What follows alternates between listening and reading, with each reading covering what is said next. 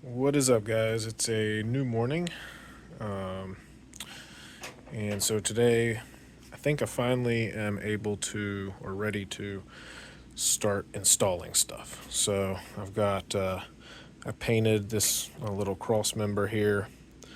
This is a new center mount. This is an aluminum crank pulley, some aluminum accessory pulleys. These are from group buys back in the day on the forums. I've got polyurethane filled front engine mounts here. Got those from Alan Jackson. Have these new radiator stays. They're by JSP. They're made for a Civic, but from what I've read, they're going to work. Bolt right up. I've got a new radiator, which I'll show y'all, and then these are like the bushings that go on the top and the bottom of the radiator. New temperature sensor, new radiator hoses. But anyways, I'm going to start out with basically reinstalling this cross piece and the center engine mount. I'm going to leave the engine mount unbolted from the frame, so that way I can access the two side mounts. Once the two side mounts are changed out, actually, you know what? Reverse that. I'm going to do this pulley first. That has to be done first. Once that's on, then I'll do all the mounts. And then once those are done, I'll start working on this other stuff. All right, so I forgot to hit record while I was working. But basically, I got the new pulley.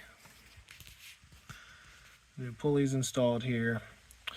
I was able to slide it on most of the way by hand. Then I just stuck the bolt in and just, tightened it slowly. Pulled the pulley all the way on. Got it as tight as I could with a impact gun. I'll tighten it more later. I got this pulley installed. Basically, you just take this nut off, and there's a washer, and then this piece. This slides out. Then there's an insert in the center of it, like a sleeve in the center of it that you take out, swap over to this new one, and just reinstall it the same way.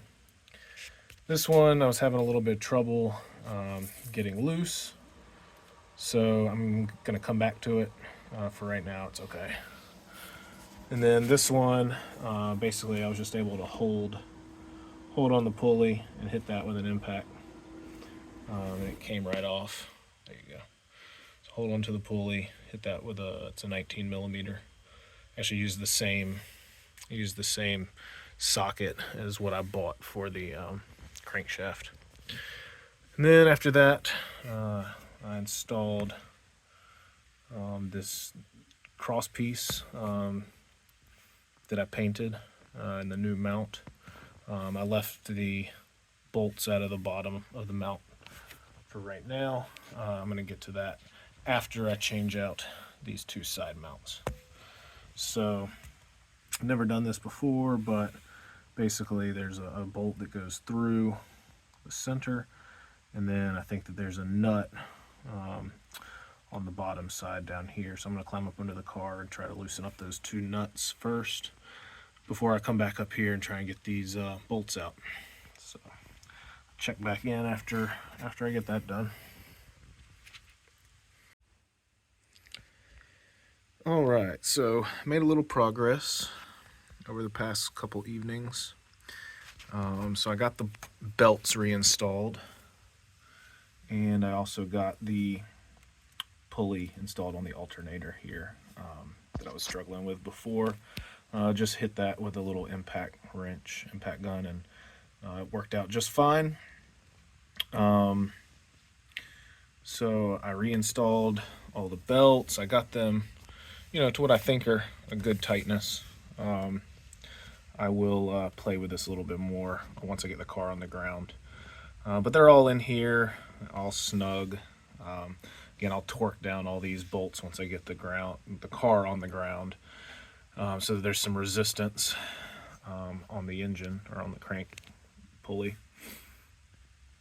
Also, I've got these new engine mounts in. So these are polyurethane filled engine mounts. These were done by Alan Jackson. You can do them yourself. There might be a few other people who do the polyfill as well. But basically, what you do is you take the nut off the front here. Let's see if I can get a good, there we go. So you take the nut off of this side, and then the bolt pulls out through the back. And then there is a nut down underneath here. Basically, I put a jack with a piece of wood underneath the oil pan and lift it up just a little bit. Basically, I just lifted up enough so that this center mount was no longer resting on the cross beam here. There was a gap here, and that was enough to get these mounts, the side mounts, out and the new ones in. So I've basically got everything reinstalled here, but none of the bolts are tight yet, because I wanted to show one thing. So I've let the weight back down, so the engine is now resting on this center mount. Most of the weight is resting on the center mount. I still have a little bit of weight on the jack, but I wanted to show you that, you know, you want to have everything installed so that the engine sits evenly in the engine bay and on its subframe. And one way you can tell is, so with this bolt, it's free to move in this engine mount right now. And this one is also free to move in the engine mount. So I know that none of these pieces are, you know, turned or twisted or bent or anything in any sort of weird way. And so what I'm going to do now is I'm going to put in the bolts that go here and back here on the center mount. I'm going to put those in, and basically I'm just going to snug all these down gradually in unison. So I'm going to start snugging that down, these two right here, these on the center mount, this here. I'm just going to start tightening all of it a little bit at a time. A little bit here, a little bit here, a little bit there, a little bit there, a little bit there. And so all this will get tightened together, and nothing's going to be too, you know, torqued or too, you know, just out of whack. That'll ensure that the engine is sitting nicely in its home. So I'm going to tighten all that down, and then we'll get back to prepping the radiator for install.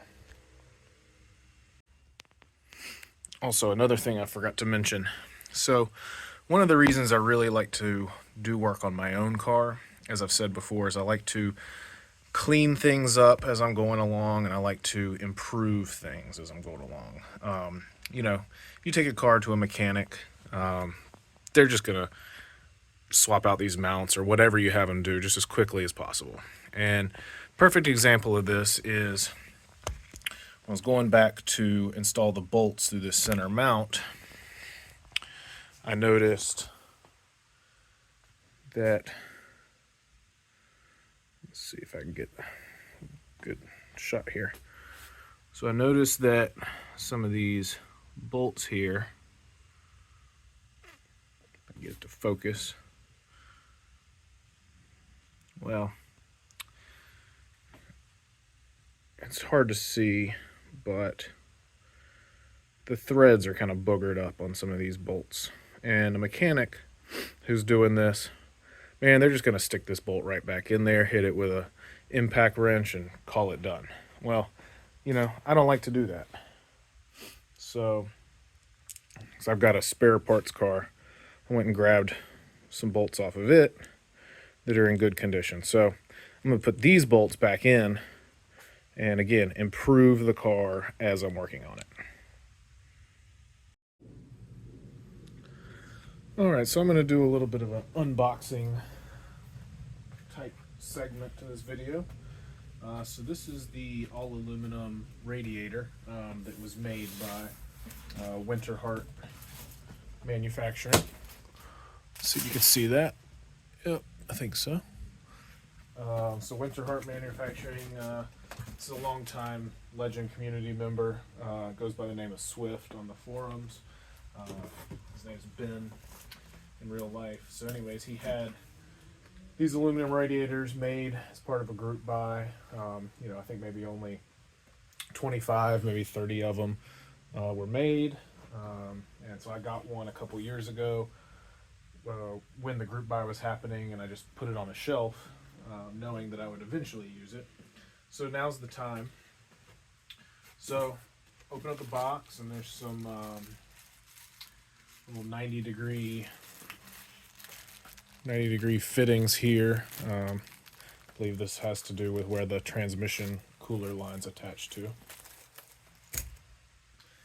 Looks like really nice professional packaging. And so in here we've got the aluminum radiator.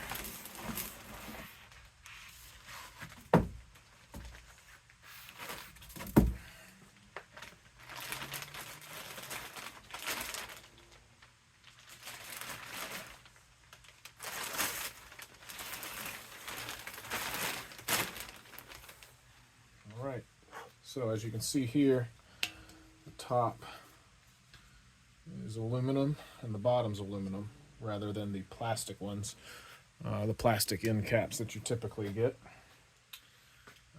So on this side, this is the side that would face, inwards towards the engine. He put his logo on here, and it has all the factory connections.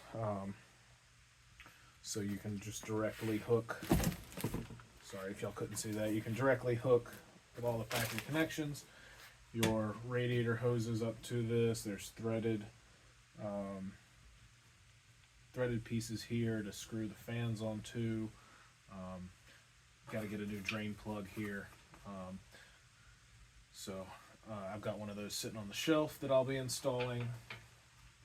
Transmission cooler line connections, and little connections for the upper radiator stays, and spots on the bottom for the lower radiator stays. So this looks like a really nice product.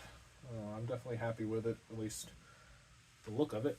So let's go ahead and start prepping this thing. I think the first thing I'm going to do is put in the new drain plug. I'm going to connect the fans and just get all this ready to just drop into the car.